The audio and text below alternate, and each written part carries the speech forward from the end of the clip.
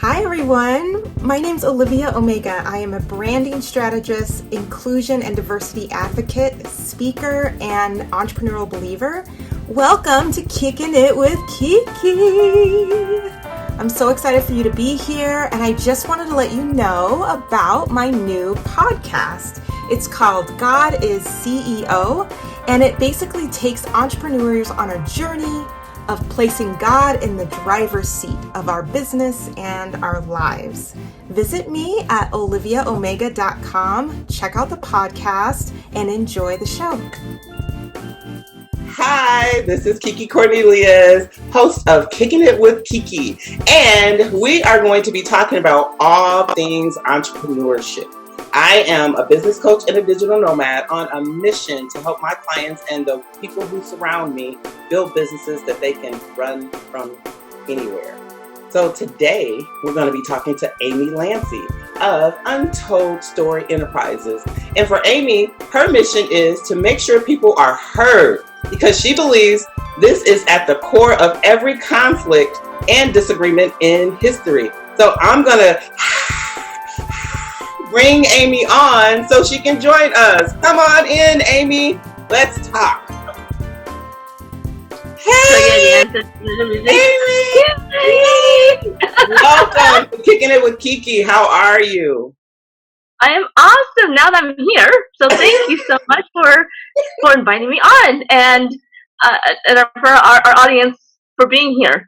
Right? Oh my God, this is so exciting. Okay, so Amy is not only an awesome person, she is one of my personal clients. She's been through one of my programs, and I absolutely adore her, and I love her message, and I can't wait to share her with you all today. So Amy, tell our guests something about you. Tell them just anything about me? Yeah.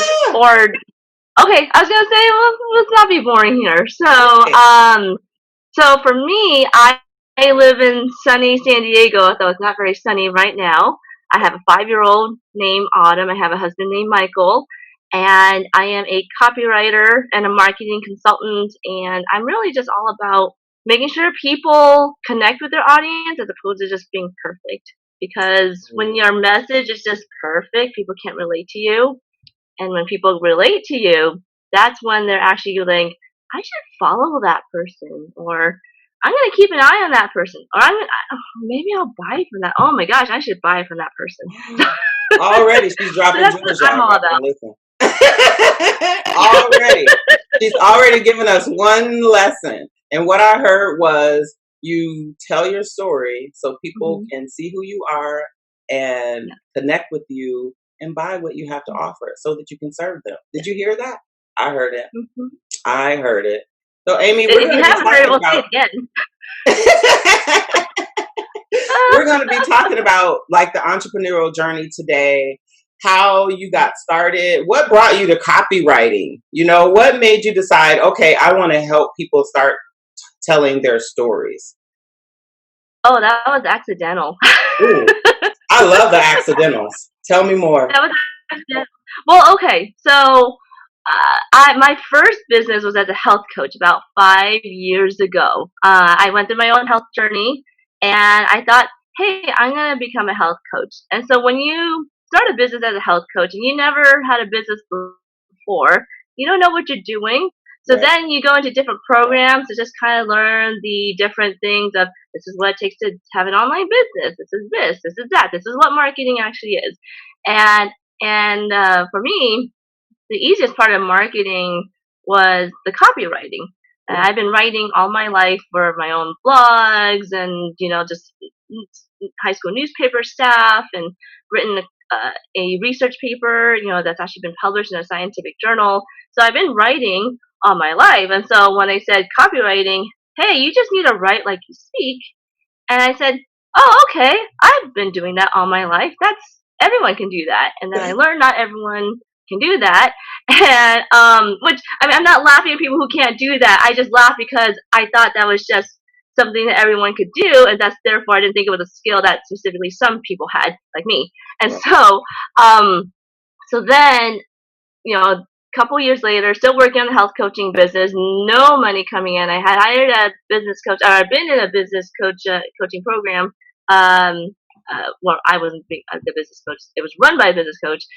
And what happened was, I had a Zoom call with the business coach, and she said, "So, Amy, what do your friends and family ask you for help in?" And at this point, I was really emotional because I just wanted somebody to pay me something. Yeah. And I said writing without even thinking about it. And she said, "You write? We've been working together for 8 months, and you never mentioned anything about writing." Wow. And I said, "Well, it just never came up." And so she said, "Well, I'm going to challenge you, Amy, to switch over your business to be a copywriter." Wow. And so a week after I changed over my website and I changed over my business cards, a week later I got to my first 2 clients. When I brought in $0 for a couple years as a health coach, and here is, oh, money! There's money coming in, and it was almost as if the universe said, "Go that way." And in terms of telling people, yeah, exactly. And in terms of telling people stories, it was, I realized that as I worked more and more with my clients who happen to be service-based business owners, anyone from finances to healers, but usually more like coaches, authors, and speakers, those categories, I realized that a lot of them kept asking me, "I need to know my story. I need my bio written," over and over and over again. I had some really magical moments, and I was pulling out people's stories, and someone told me, "Hey, Amy, so you do pull out stories. That's not a normal occurrence, because I did that with strangers too all my life. I did that in airports and the grocery store. People would tell me how their parents died after 20 minutes after knowing them. Like, I thought that was just normal. So it was a skill that I didn't think I had, or it was a gift I didn't know I had. And then going to copywriting allowed me to understand, oh, I've always had this thing all my life. So like I said, KeeKee, it was kind of accidental, but I guess it really wasn't accidental. It was just actually designed that way. Right. I don't believe there are ever any accidents in entrepreneurship, right? I believe that the journey takes you where you're supposed to go, and you're always where you're supposed to be at any given time on this journey. Yeah. And I think it's actually amazing that you actually listened to your coach. Instead of fighting it, you leaned into that thing, and within a week you made money. Yeah. Within a week. Within a week after I changed over, my branding. Yes. Yeah. Yeah, and I had sold nothing. I had sold nothing for 2 years as a health coach. 2 years. See, I think the jewel in that is that what we think as entrepreneurs is something that's really easy to us. The thing that I believe, the thing that comes so easy to you is the thing that you should be monetizing. Because it's so easy for you. You don't have to think through it. You don't have to, it doesn't feel like work. Because I believe that we're all living our dreams. We're on a special journey. We're living dreams. We have visions. And if you can connect that vision to the thing that you can do with ease and flow, then you got a winner. It's like winner, winner, chicken dinner as far as I'm concerned, right? Or tofu dinner for those who don't eat meat. I kind of almost wish that every time a new entrepreneur makes their first dollars, that it would be you singing in the background, "Winner, winner, chicken dinner" in the background. It'd be like the little victory sound of KeeKee singing. The little. I would be. I'd be like, yes. I love entrepreneurs, though. I absolutely love the journey of entrepreneurship. I think it's the most special thing that someone else. Not that I'm balking at people who work jobs, because I believe that we also need people in the corporate and in the service-based businesses to actually help us, right? I mean, I love to eat out. So everyone can't be an entrepreneur if I need to go eat out and I want to, serve. Let's just be real, so I don't believe that everyone should start a business. I'm not saying that. I just know that when you're an entrepreneur, or you have that inkling, that urge to jump out and be your own business owner, I believe if you have that vision, you should jump into it, because I don't believe the vision came to you by happenstance. Even though you believe that you say that you are an accidental entrepreneur, as far as the copywriting is concerned, it was no accident. You were meant. No, it was all meant to be. It Yeah, was it all was. meant to be, and I agree. It's a very special journey to be an entrepreneur, and we're not like Kiki said. I echo. We need people in the corporate space. We need people in the service space. We need people in the nonprofit. But when you're an entrepreneur, you are forced to do all kinds of things to make yourself grow, and it gets really uncomfortable a lot. And you do what you have to do to keep moving. You do what you have to do to look at your money stories, at your other stories, at just being completely honest in this whole thing, and then owning your expertise, Yeah, as owning you it. call it. So it's like it's a lot, and this is all going on all at once sometimes. And you're like, Yes. my head is so filled with everything. Yes. It's like it's a professional and personal journey at the same time. It's growth Mhm. in no way that anyone can prepare you for. Sure, there are experts out here for everything, but however, everyone doesn't go through the same thing on this journey. Everyone, it's a really personal journey, and I thank heavens for all the people who are out here helping with mindset, helping when we struggle with sales, helping when we struggle with marketing. And that just leads me into, I know that you are working on email communications right now, which Yeah. at a time in our world, because right now, as we're recording this, we are going through the COVID-19 situation. So where people are at home more and they're not communicating face to face, now it's like forcing us to be able to communicate via email. So what I want you to do is to explain to our audience what's the difference between email communication and email marketing.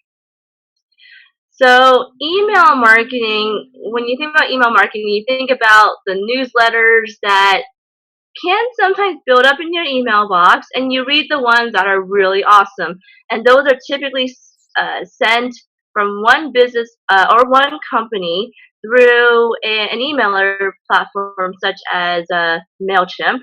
And that is sent to a list of people who said, hey, I want to follow you guys. I would like to receive whatever promotions and updates you have to talk about. Right. And so that is email marketing. You're constantly sending emails to your volunteer, your people who said I want in on your email list. You're sending that to people who are a warm audience who said yes, yes, I would love to just keep reading you in my inbox. But aside from maybe any question they may have, there's no real correspondence. It's just, hey, this is what we're up to. Hey, this is what we're up to. Hey, this is what we're up to. From one Kind of company to one-sided. many people. Yes. Yes, very one-sided. And so the whole point is to market what you have to offer to your audience. That's really what it is. Market what you have coming up next. Market what you've been doing as a company, and market anything else you may want to market. Now, email communication, when I say that, that's a one-to-one communication. That's as if I'm emailing Kiki, and I asked her, hey, Kiki, I would like to be on your show. And then Kiki writes back to me, and she said, okay, great. So these are my qualifications. And I say, okay, great. I meet the qualifications. How do I pay? So we go back and forth, back and forth. That is email communication. Now, that could be between one-to-one, or it could be one to whoever CC'd on the email. That could be, I don't know, the limited the maximum number of people on a CC or BCC. Right. But you know what I mean. It's like it's a conversation over email, and this topic is really important to me because email is not just a communication platform; it's a relationship builder. Sometimes people communicate better through email. Sometimes you can't be in person with somebody. Sometimes you can't call them, and sometimes it's just better to leave a paper trail of things that have been said for a project, so that way you guys can always go back to something. But email communication is so important because it's the digital age. You should be able to write an email to be able to clearly have your point come across. And sometimes sometimes we like to be shorthanded when it comes to writing, and that's okay. But sometimes that shorthandedness, or sometimes that lengthy writing style, that's you, it may cause people to either not read your email, miss something, or it could possibly offend people. And so this is something really important to keep in mind when you're communicating with people who are really important to you, such as your family or friends, or even to your teammates, to your supervisor, to your JV partners. You want to make sure that when you communicate through email, that you keep track of certain things, that you try your best to translate what's in here into here in order to move things forward faster, right? In terms of actually getting the outcome that you want, but being very compassionate to yourself and to the other people, and less drama. Who needs more drama in their lives, really? And I honestly think that people love, like entrepreneurs, they just want to get into the email marketing right away. Yeah. But I've seen it where people who jump to email marketing right away, who may not even feel comfortable with email writing in the first place, email communication, they struggle so much with email marketing that you kind of have to go back. You have to go back to the basics. As painful as that is, you have to go back to the basics and say, okay, am I actually writing something that's clear? And if you've mastered that, then email marketing is way better, because then you'll understand the basics of email marketing versus versus just saying, hey, I do this, social media or in person, really.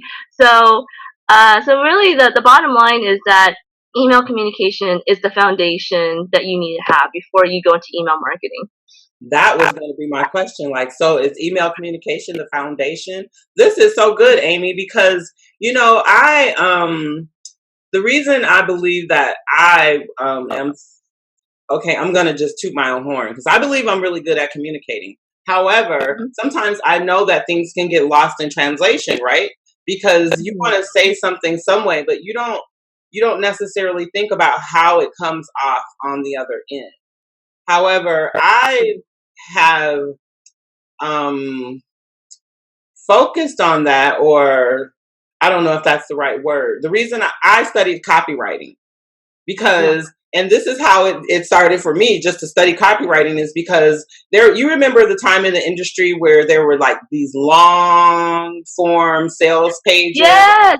Oh my God. So, and by you'll be scrolling like 10 times to get to the price.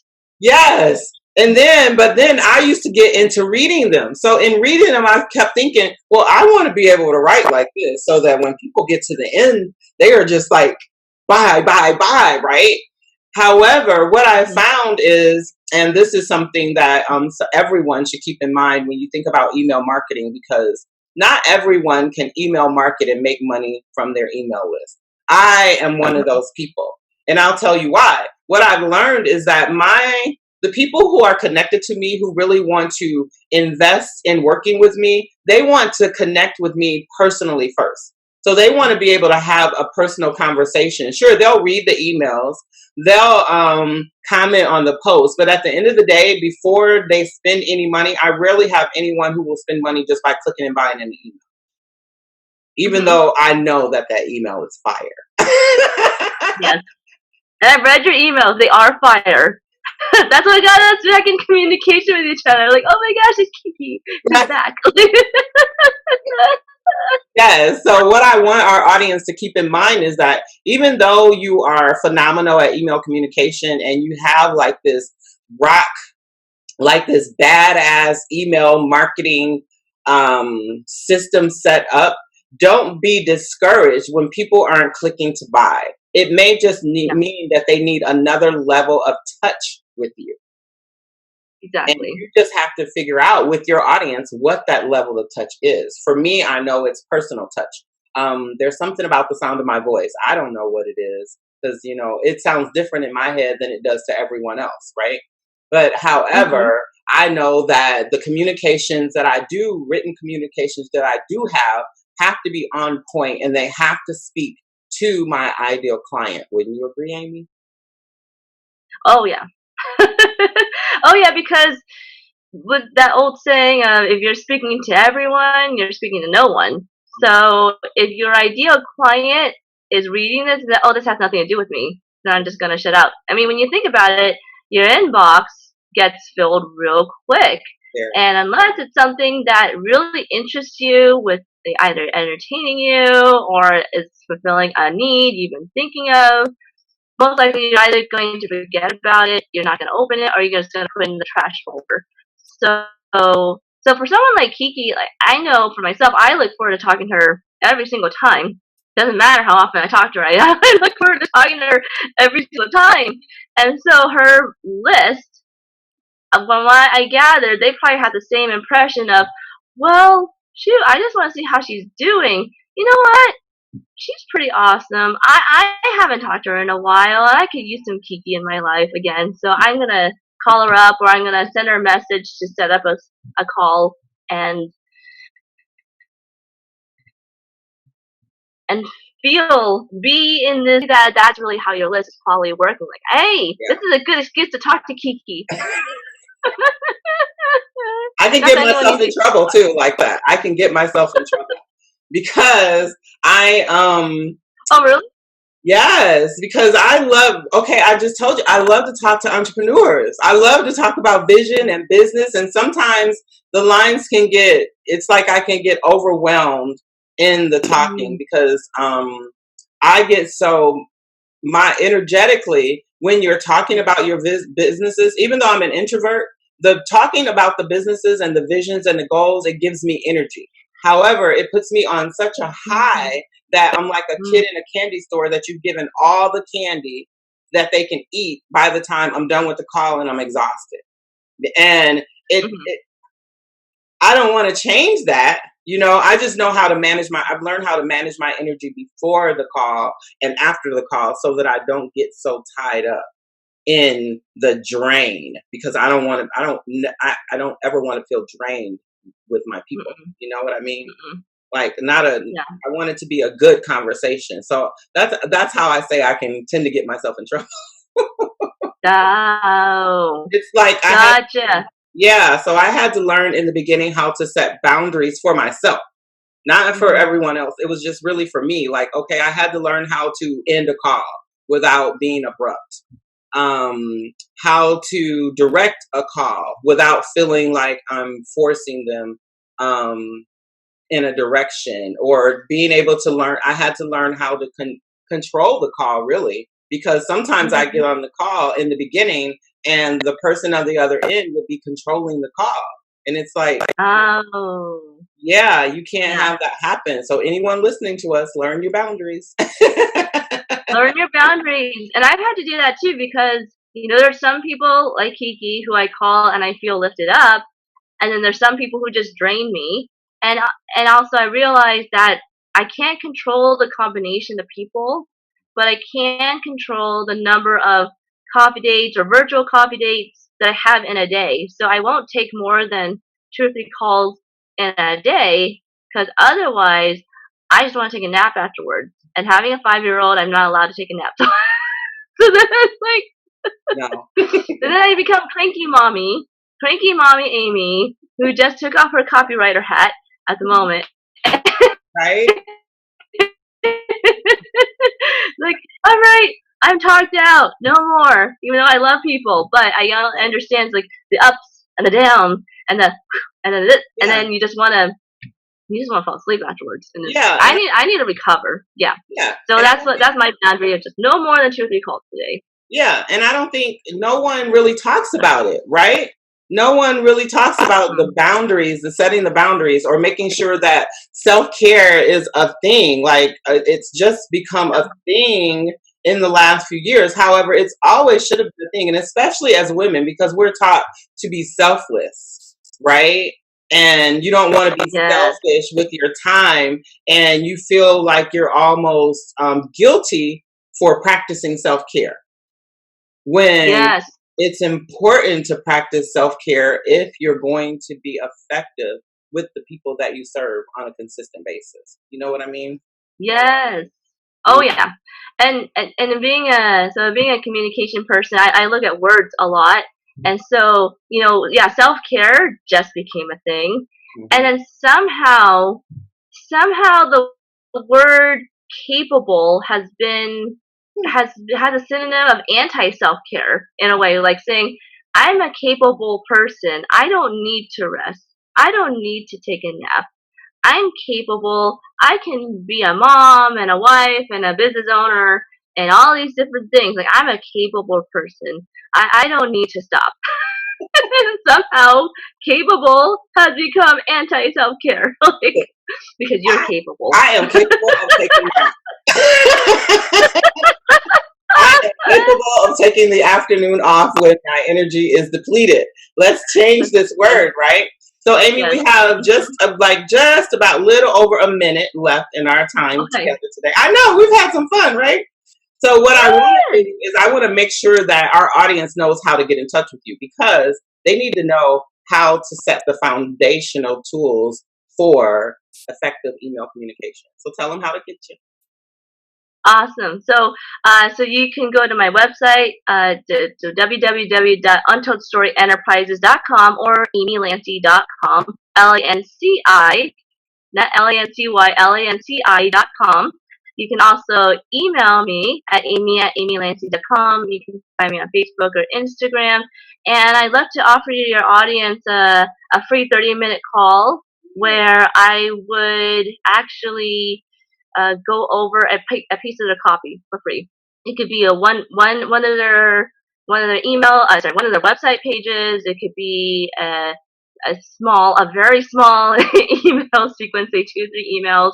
I'll look it over and do a little audit for free. Normally I charge for that. And I'll say, okay, so this is great in this way, and these other things need to be improved on, and this is what I would replace them with. So that's what I would love to offer to your audience, and I'll send you that link, KeeKee. Yay! So I'll be putting the link so that you all can connect with Amy. I want to thank you for tuning in to Kickin' It with KeeKee, and stay tuned for the next episode. We are going to be talking again all things entrepreneurship. That's all we're about on Kickin' It with KeeKee. Thank you for joining us. We'll see you soon.